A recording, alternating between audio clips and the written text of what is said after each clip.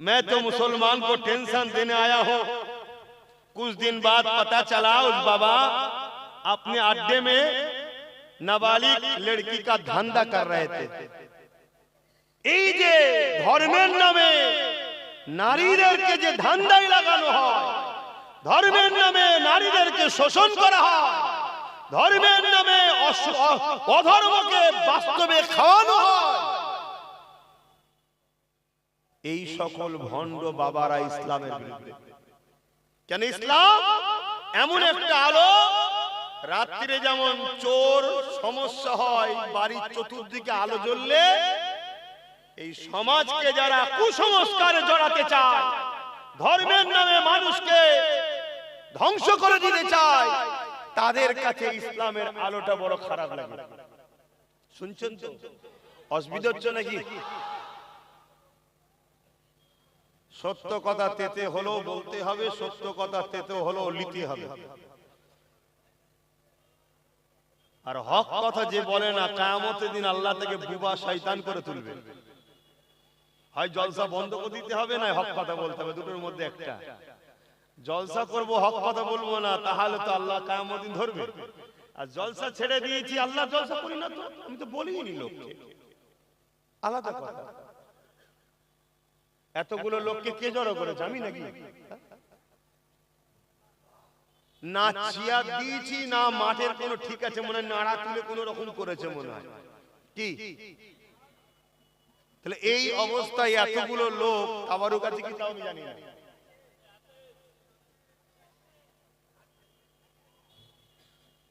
এতগুলো লোক কাজ কাম ছেড়ে দিয়ে এই সন্ধ্যার সময় চা খেয়ে এদিক ওদিক একটু হই হই করে, সব ছেড়ে দিয়ে জড়ো হয়েছে। এটা কি আমার কৃতিত্ব? এটা আল্লাহ পাকের দয়া। আবার কাউকে ভয় দেখিয়ে আনা হয়নি, উপরন্তু এলে হয়তো অনেক ভয় আছে। তারপরে চেয়ার সিস্টেম নেই যে একটু চেয়ারে বসে পা দুলিয়েছি, সে সিস্টেমও নেই। মনে রাখতে হবে।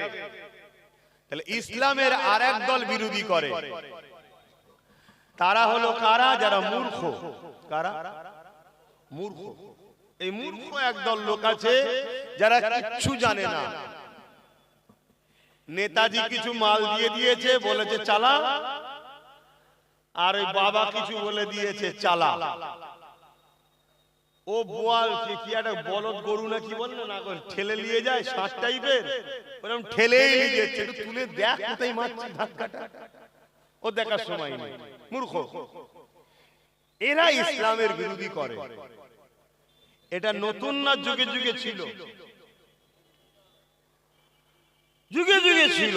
মনে রাখবেন, ইসলামের বিরুদ্ধে যারা লেগেছে, আমার আল্লাহ তাদের সঙ্গে দুই ধরনের ফয়সালা করেছে। হয় নমরুদ, ফিরাউন, সাদ্দাত, আবু জেহেল, এই জিদের মতো আল্লাহ মিটিয়ে দিয়েছে নাম নিশানা দিয়ে, জাহান্নামের কুকুর বানিয়ে জাহান্নামে ঢুকিয়ে দিয়েছে। আর নচেত আল্লাহ তাকেই ইসলামের খাদেম বানিয়ে দিয়েছে। জোরে বলুন সুবহানাল্লাহ। আবু জেহেলও ইসলামের বিরুদ্ধে ছিল, ওমরও ইসলামের বিরুদ্ধে ছিল। একজনকে জাহান্নামে ঢুকিয়ে দিয়েছে, আর একজনকে তামাম পৃথিবীর শুধু মুসলিম নয়, অমুসলিম প্রত্যেকটা মানুষের কাছে, ন্যায় প্রেমিক মানুষের কাছে, মানবতা প্রেমিক মানুষের কাছে আজ ওমর ফারুক স্মরণীয় বরণীয় মডেল হয়ে আছে। জোরে বলুন সুবহানাল্লাহ। ইসলামের বিরুদ্ধে ছিল, আছে, থাকবে। আর ইসলামের যারা বিরোধী করে, তারা প্রথমে দুটো কাজ করে। একটা কাজ হচ্ছে মুনাফিক মুসলমানদের দিয়ে আমাদের ঈমানগুলোকে প্রথম লুটে নেয়। কারণ কি? কেন ইসলামের দুশমনরা ইতিহাস পড়েছে বদরের, ওহুদের, খাইবারের, খন্দকের, মোতার, সুলতানে হিন্দ, গরিবে নওয়াজের, সালাউদ্দিন আইবি, এসব যুগে যুগে যুগে যুগে ইতিহাস পড়েছে, পড়ে দেখেছে যে আরে কুছ তো বাত হ্যায়, কিছু তো ব্যাপার আছে এদের মধ্যে। এদের সংখ্যা কম, এদের পদ নাই, পাওয়ার নাই, এরপরও খেতে পায় না, ছিঁড়া ফাটা জামা থাকে, কিন্তু যখনই আমেনার লালের কথা আসে এদের মধ্যে কোথা থেকে একটা জোশ ও জুনুন এসে যায়। এরা বড় বড় কামান তোপের সামনে দাঁড়িয়ে গায়, এরা মরতে পছন্দ করে, আমেনার লালকে ছাড়তে পছন্দ করে না। জোরে বলুন সুবহানাল্লাহ, আরো জোরে বলুন সুবহানাল্লাহ।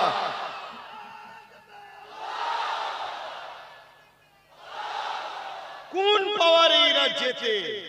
তারা রিসার্চ করে দেখেছে এদের হৃদয়ে একটা পাওয়ার আছে, যে পাওয়ারটা পারমাণবিক বোমা থেকেও ক্ষমতাশালী, যার নাম হলো ঈমান। জোরে বলুন সুবহানাল্লাহ। তাই প্রথমে ইসলাম বিদ্বেষীরা মুনাফিকদের দ্বারা আমাদের ঈমানকে প্রথম লোটে। আমার রাসূলের শান মর্যাদা মর্তবা খাটো যদি কেউ করে তার ঈমান থাকবে না, এটা একটা চক্রান্ত একটা। দ্বিতীয় নম্বর, অনেক লোক আছে আমাদের মধ্যে থেকে যারা রাসূলুল্লাহর বিরুদ্ধে বললে শুনবে না, তাই মুনাফিকদের দ্বারা আরেকটা কাজ ইসলামের দুশমনরা করে, কি আমার কওমের ছেলেকে ওই ওই কাজের দিকে নিয়ে যায় যে কাজে আল্লাহ ও রাসূল নারাজ হয়। ঈমানটা থাকবে কিন্তু আল্লাহ রাসূল নারাজ হয়, যেমন খেলা মেলা, যাত্রা, ফাংশন, গান, নাচ, সুদ, ঘুষ। কথা বুঝাস কেন? তোমাকে আমাকে ওই কিছুর মধ্যে ভুলিয়ে নেশার মধ্যে রেখে দেয়, যাতে করে ওরা আমাদের পিছনে ইসলাম মিটাবার কালচার তৈরি করবে, ইসলামকে মিটাবার প্ল্যান করবে। তুমি আমি যেন গান বাজনা খেলা মেলা নিয়ে ব্যস্ত থাকি, এই একটা পরিকল্পনা করছে। কি হচ্ছে না হয় না আমার কথা দেখো, খেয়াল করে। পুরো দুনিয়া জুড়ে তোমার আমার মা বোনের ইজ্জত লুটা হচ্ছে, পুরো দুনিয়া জুড়ে তোমাকে আমাকে খুন করা হচ্ছে, হত্যা করা হচ্ছে, পুরো দুনিয়া জুড়ে তোমার আমার অস্তিত্বকে মিটিয়ে দেওয়ার প্ল্যান হচ্ছে। আর তোমার আমার ঘরের যুবকগুলো দেখো, হয় মদের আড্ডায়, নাই মেলাতে, নাই ফাংশনে, না হয় বেঈমান জালিম নেতাদের মুখের দিকে তাকিয়ে পার্টি অফিসে, না হয় চায়ের দোকানে। বড় দুনিয়াদার হয়ে আমরা এই দিকে ব্যস্ত হয়ে বসে আছি। এটা বড় প্ল্যান মাফিক আমাদেরকে এই জায়গায় নিয়ে যাওয়া হচ্ছে। এর কারণ একটাই, এ জাতি যদি জেগে যায়, আচ্ছা আচ্ছা ফেরাউনের রাতের ঘুম হারাম হয়ে যাবে। অলরেডি দেখুন না, আব্বাস সিদ্দিকী একটু চেষ্টা করেছে, কিছু ছেলে একটু জেগেছে, এতেই দেখুন না আমার দেশ ও রাজ্যের অনেক আজকের ফেরাউনদের ঘুম হারাম হয়ে গেছে। আপনি খোঁজ নিয়ে দেখুন, আমার কথা ভুল হচ্ছে কি? তাহলে এ জাতি যদি আরো জাগে, অর্থাৎ মসজিদে যদি এরকম ভিড় হয়, মা বাপের সেবা যদি করে, এ জাতি যদি দায়িত্ব নিয়ে নেয়, আমার গ্রামে কেউ যেন রাত্রিরে না খেয়ে ঘুমোয়, এখন তো ইসলামের কাজ নাকি? না নামাজটা শুধু কাজ? কথা বলে। এ জাত যদি অঙ্গীকার করে যে মুসলিম এলাকায় ফাংশন হবে কেন, মুসলিম গ্রামে গান বাজনা হবে কেন, মুসলিম গ্রামে জুয়ার দোকান থাকবে কেন, মুসলিম দোকানে কেন খুশের ব্যাপার থাকবে মুসলিম এলাকায়, এ জাত যদি আরেকটু জেগে যায়, আরে লড়তে হবে না, আচ্ছা আচ্ছা ফেরাউন হার্ট অ্যাটাক করে মারা যাবে। কেন? তাদের মনের স্বপ্ন তারা ইসলামকে মিটাবে, তারা ইসলামকে মিটাবার দরুন যুগে যুগে অনেক যুদ্ধ করেছে আমাদের সাথে। যতবার যুদ্ধ করেছে ততবার আমাদের পূর্বপুরুষদের ওসিলায় আল্লাহ তাদেরকে ভালো করেই মজা চেখিয়েছে। বললেন না আলহামদুলিল্লাহ? আজকেও অনেকের শখ জেতছে, অনেকের শখ জেতছে, যারা একটা ফুসকুড়ি সারাতে পারে না তারা বলতে পারে ইসলাম মিটিয়ে দেব। কথা বুঝছেন? এর কারণ কি? আমরা ঘুমোচ্ছি তাই, আমরা জাগিনি তাই। বাপেরা নজওয়ানেরা মনে রেখে দিও, নামাজ যেমন আল্লাহ পাক পড়তে বলেছে, রোজা যেমন আল্লাহ পাক রাখতে বলেছে, মালদাদের যাকাত যেমন আল্লাহ দিতে বলেছে, মালদাদের হজ যেমন আল্লাহ করতে বলেছে, মনে রাখবে এগুলো তোমার আমার ব্যক্তি জীবনের কল্যাণ। এ উম্মতে মুহাম্মাদি, আল্লাহ তোমাকে আমাকে দুটো কাজ দিয়েছে। কুনতুম খায়রা উম্মাতিন উখরিজাত লিন-নাসি তা'মুরুনা বিল মারুফ ওয়া তানহাউনা আনিল মুনকার। হে উম্মতে মুহাম্মাদি, আল্লাহ তোমাকে আমাকে শ্রেষ্ঠ উম্মত করেছে। কেন শ্রেষ্ঠ উম্মত? আল্লাহ তোমাকে আমাকে দুটো কাজ দিয়েছে। কি দুটো কাজ দিয়েছে? অন্যায়কে আল্লাহ জমিনের উপরে মিটিয়ে দাও, ন্যায়কে জমিনের উপরে প্রতিষ্ঠিত করো, অর্থাৎ জমিনের উপরে জুলুমকে মিটিয়ে দাও, জমিনের উপরে হিংসাকে মিটিয়ে দাও, জমিনের উপরে খুনকে মিটিয়ে দাও, জমিনের উপরে ধর্ষণকে বন্ধ করে দাও, জমিনকে নেশা মুক্ত করো, জমিনকে অত্যাচার মুক্ত করো, জমিনের এতিমদের খানার ব্যবস্থা করো, জমিনে অসহায়দেরকে আশ্রয় দাও, জমিনে বিধবাদেরকে মর্যাদা দাও, তাদের অধিকার দাও। এ যুবকেরা, তরুণীরা, বাপেরা, এই জমিনে কিছু মানুষ রয়েছে যারা গরিবদেরকে গোলাম বানাতে চায়, দাসী বানাতে চায়, বিধবাদেরকে এমন করে বঞ্চিত করতে চায়, এতিমদের উপরে জুলুম করতে চায়। এক কথায় তাদের ধারণা হলো গরিবের বাঁচার কোনো অধিকার নাই, তারা ইসলামের মূলত বিরোধী করে। কিন্তু তুমি আমি যদি রাসূলুল্লাহর প্রকৃত প্রেমিক হয়, তাহলে তোমার আমার দায়িত্ব রাসূলুল্লাহ সুন্নাতকে পালন করা। আল্লাহ নবীর সুন্নাত ছিল, নবী আমার জালিমদের বিরুদ্ধে লড়াই করেছে, গরিব দুঃখী অসহায়দের পক্ষে দাঁড়িয়ে। আরো জোরে বলুন সুবহান।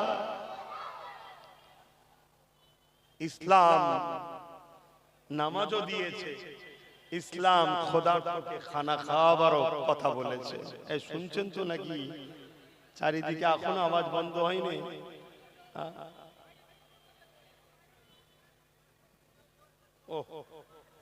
মানুষের ভিড়ে গরম হয়ে গেছে। শুনছেন তো? ওই মুসলমানটা ততদিন পর্যন্ত ইমানদার হতে পারবে না যতদিন পর্যন্ত সে সবকিছু থেকে রসুলকে বেশি না। জোরে বলো। মুসলমান আলাদা জিনিস আর ইমানদার মুসলমান আলাদা জিনিস। আমার কথাগুলো মন দিয়ে একটু শুনবেন। এসেছেন যখন কষ্ট করে, আর 1.5 ঘন্টা আমাকে সময় দেন, তাও অতক্ষণ মনে হবে না। শুনছেন?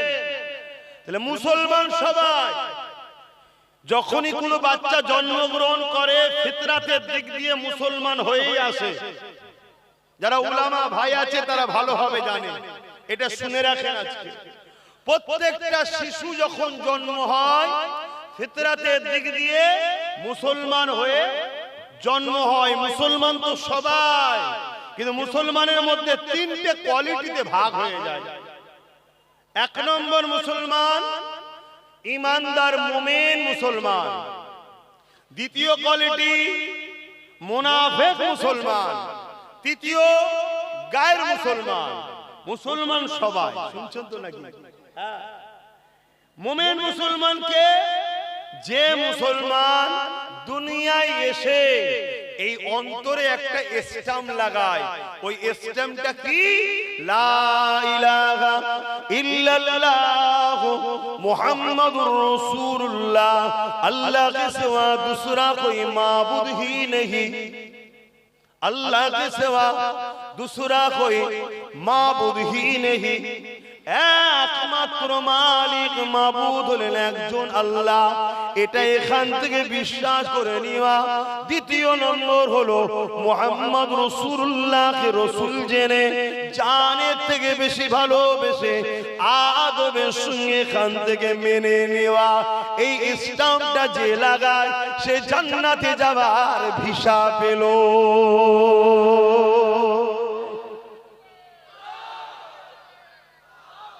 এবারে আপনি জান্নাতে গিয়ে 5 স্টার 7 স্টার না লোকালে থাকবেন সেটা আপনার ব্যাপার।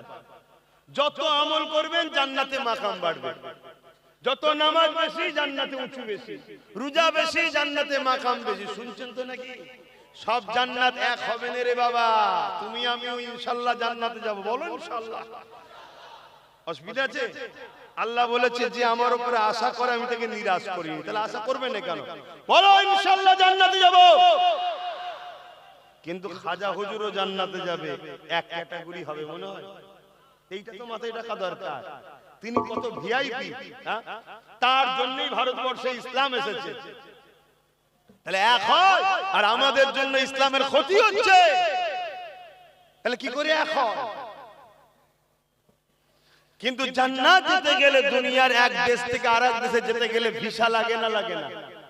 যত বড়ই ভিআইপি হোক ভিসা লাগবে না লাগবে না? এই মানুষটা হলো পাসপোর্ট, দুনিয়াটা হলো ভিসা অফিস। এই ভিসা অফিসের পেজ অন্তরে কলেমার স্টাম্প লাগাতে হবে, এটা হলো ভিসা অফিস দুনিয়া। তাহলে তুমি এবার এন্ট্রি হলে, এবার তোমাকে ইহরাম নিয়ে যেতে হবে, জামা কাপড় নিয়ে যেতে হবে, তবে তো আরবে যাবে, উমরা করবে, আর করবে, সব কাজ আছে। কি যত তুমি সেজে গুজে যাবে, যত ব্যাগ ভর্তি করে নিয়ে যাবে, যত তোমার নিরাপদ ওখানে হবে, আরো ভালো ভালো পজিশন তুমি পাবে। ডলার থেকে বা রিয়াল যত বেশি নিয়ে যাবে, তত বেশি তুমি কেনাকাটা করতে পারবে। বুঝাবার জন্য বলছি। দুনিয়ায় ঈমান আনার পরে যত ভালো কাজ করবে, নামাজ, রোজা, দাড়ি, টুপি, হজ, যাকাত, দান, খায়রাত, যত ভালো কাজ করবে, তত তোমার জান্নাতে মাকাম